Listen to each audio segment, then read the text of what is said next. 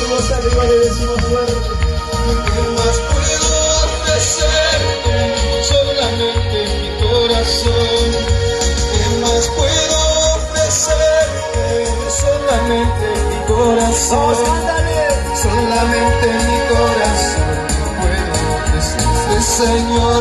Solamente mi corazón puedo. Una vez más levante su voz arriba, le decimos, ¿qué más puedo darte, ¿Qué Padre? más puedo ofrecerte? Solamente mi corazón. ¿Qué más puedo ofrecerte? Solamente mi corazón. Solamente mi corazón puedo ofrecerte, Señor. Solamente mi corazón puedo ofrecerte. Mi vida, Señor, solo es para ti. Vamos, levante su voz arriba. Mi vida, solo es tuya, Señor.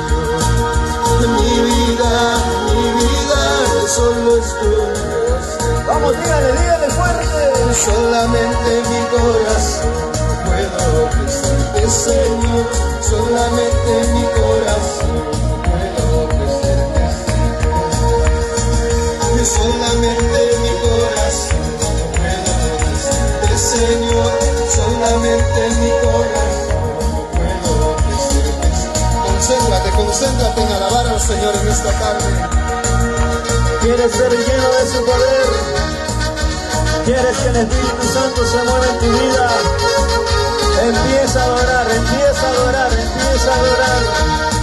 No solo le cantes el labio para ti, empieza a adorar, busca más de su presencia.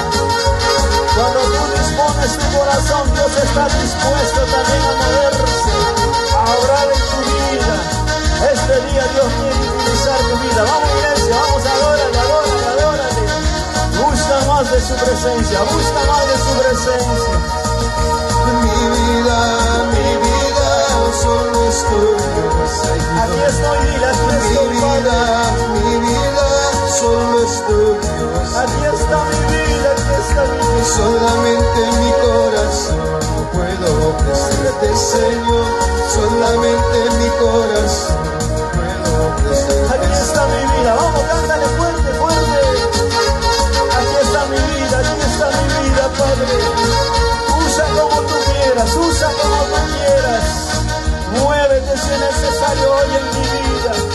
Le damos libertad a su Espíritu Santo para que mueva nuestra vida. Vamos, búscale más.